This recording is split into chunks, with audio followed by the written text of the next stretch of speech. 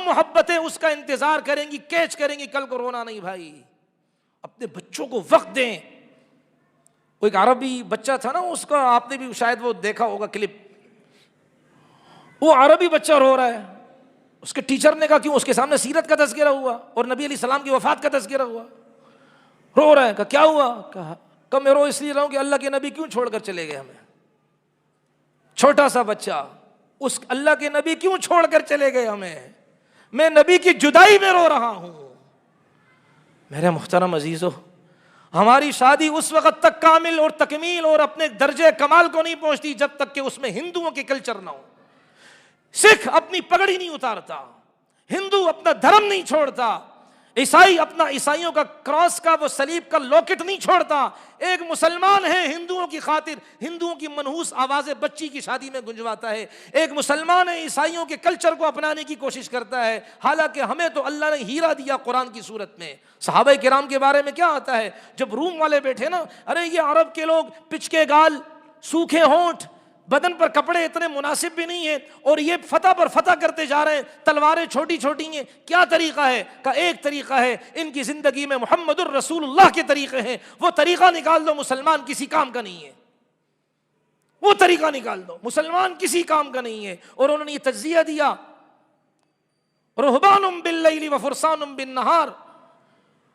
رات کو اللہ کے سامنے گڑ گڑا کر رونے والے، دن کو گھوڑے کی پیٹھ پر دین کے غلبے کے لیے نکلنے والے.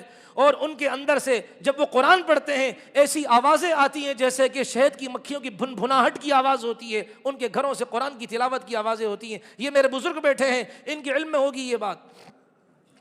پہلے فجر کے وقت طریقہ یہ تھا کہ لوگوں کے گھروں سے قرآن کی آوازیں آتی تھی، مائیں قرآن پڑھتی تھی، آوازیں آتی تھی. اب کیا ہے بھائی؟ سوئے ہوئے ہوتے ہیں، موبائل کا غلام بنا دیا. شیخ شریم حفظہ اللہ جو سعودی عربیہ کے مکۃ المکرمہ کے امام کعبہ ہیں، انہوں نے اپنے خطبے میں گزشتہ چند دنوں پہلے یہی بات کی. ہم نے اپنے بچوں کو واٹس ایپ، ٹویٹر ان کا غلام بنا دیا ہے، اس مشین کا غلام بنا دیا ہے.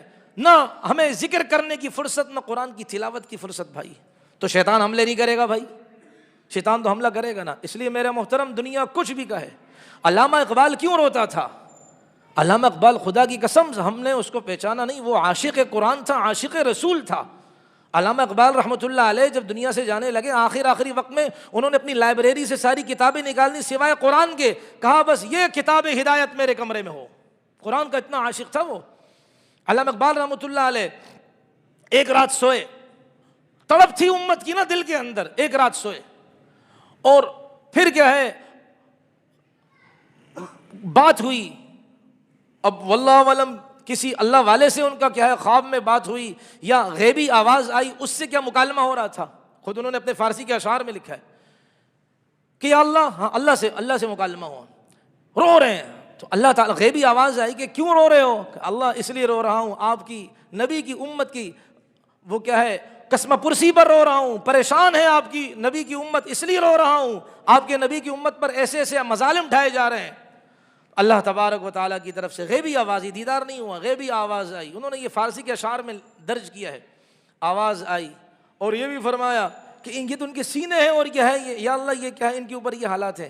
تو اللہ نے کیا فرمایا؟ آواز جو غیبی آئی کہ اے فلاں، سینے تو ہیں، دل تو ہے، لیکن دل میں محبوب نہیں ہے. دل ہے، دل میں محبوب نہیں ہے محمد الرسول اللہ صلی اللہ علیہ وسلم. ہم تو یہ کہیں جنت کو، ہمارے سینے میں نبی علیہ السلام کی محبت اتنی ہو، ہم جنت کو مخاطب ہو کر کہیں، خدا کی قسم کہیں گے انشاءاللہ، اے جنت تجھ میں حور و قصور رہتے ہیں. ہم نے مانا کہ ضرور رہتے ہیں، میرے دل کا طواف کر جنت، میرے دل میں حضور رہتے ہیں صلی اللہ علیہ وسلم. ہمارا تو ایسا ایمان بنے بھائی. اور حضرت حذیفہ سہمی رضی اللہ تعالی عنہ دشمن کی قید میں، حضرت عمر کا زمانہ ہے، دشمن کی قید میں، کسریٰ کا، ان کی قید میں، ایمان والا جیل کی تنہائیوں کے اندر بھی اس کا ایمان ڈاواں ڈول نہیں ہوتا. اگر جس نے ایمان پر محنت نہیں کی ہوتی، شادی بیاہ میں بھی پھر وہ ہندوؤں کے طریقے اپناتا ہے بھائی. تو حذیفہ سہمی رضی اللہ عنہ کو دشمن نے پکڑ لیا، قید کر دیا، اور ان کے ایمان کو دیکھا. کبھی مال کی لالچ دی، نہیں گھبرائے، ڈاواں ڈول نہیں ہوئے. یاد رکھیں کفر کی ڈکشنری میں حیا نام کی چیز نہیں. وہ مسلمان کو بہکانے کے لیے اپنی بیوی اور بیٹی کو بھی پیش کرتے ہیں. کفر کی ڈکشنری میں حیا نہیں. یہ تو ہماری شریعت میں ہے. بہن کیا ہوتی ہے, بیوی کیا ہوتی ہے, بیٹی کیا ہوتی ہے, ماں کیا ہے, یہ ہمارے اللہ تعالیٰ نے کرم فرمایا بھائی. تو حذیفہ سہمی رضی اللہ عنہ کے بعد وہ بیٹی لے کر آئے کہ بیٹا تم اس کو ورغلاؤ, کھانا پیش کرو, اپنا حسن دکھاؤ, حسن کے جلوے دکھاؤ اس کو. ٹس سے مس نہیں ہوئے, گئی اپنے والد کے پاس. یا ابی الی این ارسلتنی, ابا جان کس کے پاس بھیجا ہے؟ الی حجر ام الی حدید لا یکلمونی ولا یرانی. ابا جان کس کے پاس بھیجا؟ کسی پتھر کے پاس بھیجا ہے, کسی لوہے کے پاس بھیجا ہے. نہ دیکھتا ہے نہ بات کرتا ہے, یہ انسان نہیں ہے تو مٹی کا پتلا لگتا ہے مجھے. تو سمجھ گئے بھائی محمد کے غلاموں کو خریدا نہیں جا سکتا. محمد کا غلام دنیا کو قدموں میں لاتا ہے لیکن دنیا کے قدموں میں گرتا نہیں ہے, ورنہ محمد کی رسالت پر اعتراض ہے. ورنہ محمد جیسا استاد اس کے شاگرد بکنے والے نہیں ہیں, دبنے والے نہیں ہیں. یہ ہمیں آقا نے سکھایا ہے. ورنہ کل کو تاریخ میں یہ بات لکھی جاتی, کافر اعتراض کرتے, ارے تمہارے نبی کے صحابہ تو دب گئے تھے. دبتے نہیں ہیں.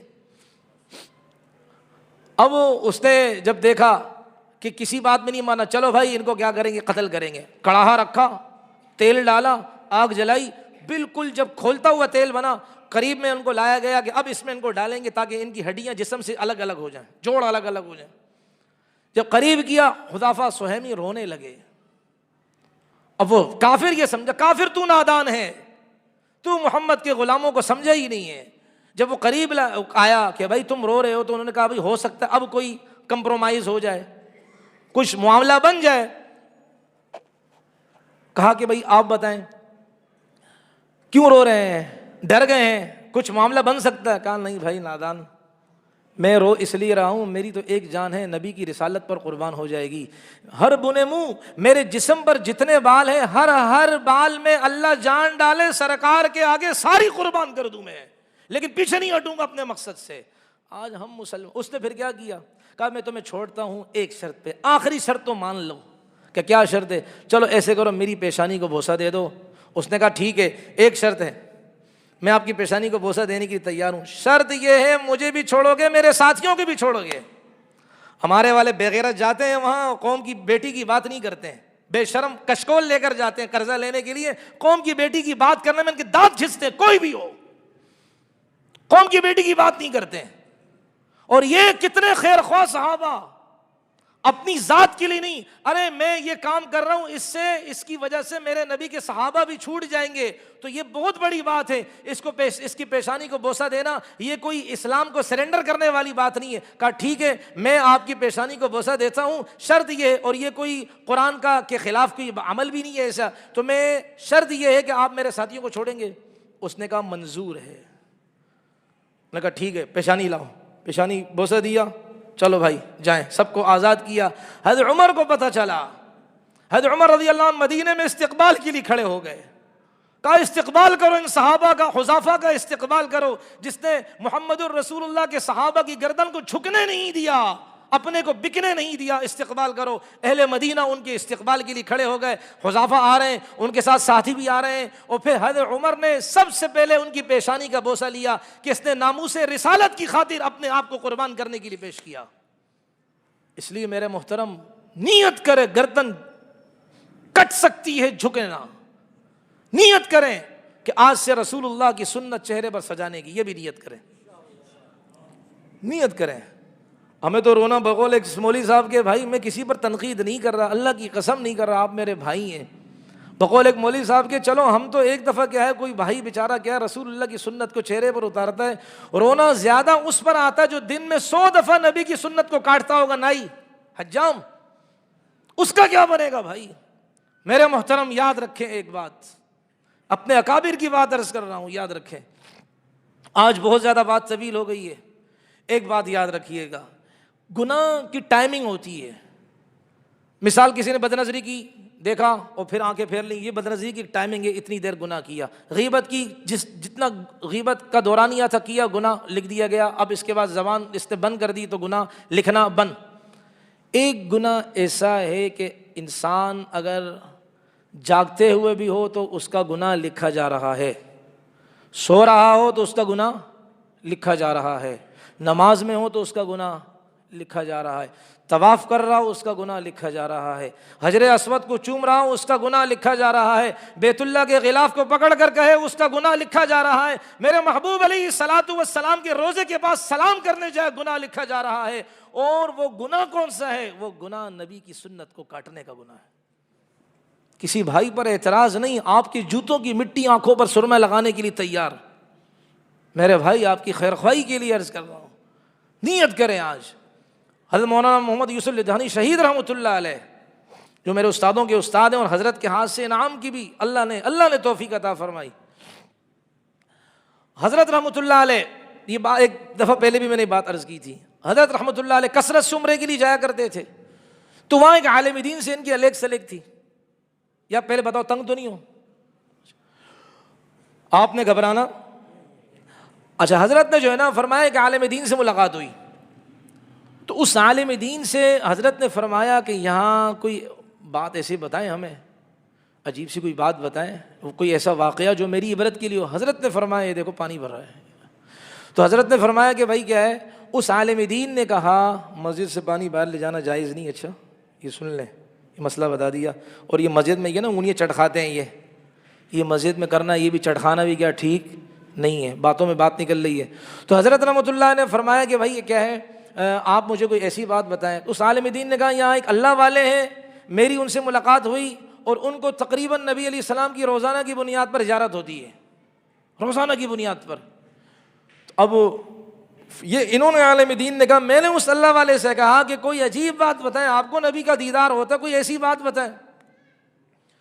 تو نے کہا ہاں میں آپ کو ایک بات بتاتا ہوں کہ ایک دفعہ رسول اللہ صلی اللہ علیہ وسلم کا دیدار ہوا، تو میرے نبی علیہ الصلوۃ والسلام سے سوال کیا، اے اللہ کے رسول، دنیا میں تو لوگ آپ کا طریقہ عمل یہ تھا آپ کا کہ کوئی اگر کیا ہے سنت سے محروم انسان وہ اگر آپ کے پاس آتا تو آپ اپنا چہرہ انور پھیر لیا کرتے تھے،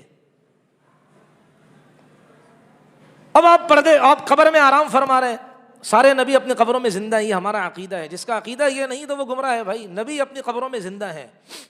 تو رسول اللہ صلی اللہ علیہ وسلم سے عرض کیا، اللہ کے رسول اب کیا ہے، اب تو آپ آرام فرما رہے، لوگ سلام کرنے آتے ہیں، ریش والے بھی آتے ہیں، بے ریش بھی آتے ہیں، داڑھی والے بھی آتے ہیں، بغیر داڑھی والے بھی آتے ہیں، اب آپ کا جو دنیا میں طریقہ تھا جب آپ قبر سے باہر تھے جو طریقہ تھا، اب اس حالت میں آپ کا کیا طریقہ ہے؟ رسول اللہ صلی اللہ علیہ وسلم نے فرمایا اب بھی میرا یہی طریقہ ہے، جو داڑھی سے محروم انسان مجھے سلام کرنے آتا ہے میں چہرہ پھیر لیا کرتا ہوں۔ میرے محترم کتنا بڑا گناہ ہے یہ، تو اس لیے صرف نبی کی محبت کا دعویٰ نہیں بلکہ اس پر کیا ہے نبی علیہ السلام کے ہر حکم پر کیا انسان اپنی زندگی گزارنے کی کیا کرے بھائی، لیکن کسی پر تنقید نہیں کرنی۔ اچھا یہ نہیں کہ اب باہر نکل جاؤ تو ایسا ہے بس تیرے تو گناہ ہی لکھے جا رہے ہیں، نہیں بھائی اللہ کے واسطے ہے ایسا کام نہ کیجیے گا، بلکہ ان کو جوڑنے کی، ان کو پیار محبت، ان کی دعاؤں کا اہتمام کرے۔ اللہ تبارک و تعالی ہمارا عمل ایسا نہیں کہ جس کی طاقت سے وہ بیچارہ ہمارے قریب ہو جائے، ہم کمزور لوگ ہیں، یہ عبرت کے لیے یہ باتیں بتائی جاتی ہیں۔ اللہ تعالی ہم سب کو عمل کرنے کی توفیق عطا فرمائے، اللہ آپ کا بیٹھنا قبول فرمائے، اللہ اس میں جو کمی کوتاہیاں ہوئی ہیں اسے معاف فرمائے، اللہ اسی طرح ہمیں قرآن کا درس سننے کے لیے دل جمعی کے ساتھ، طیب خاطر، خوش دلی کے ساتھ اللہ تعالیٰ بیٹھنے کی توفیق عطا فرمائے۔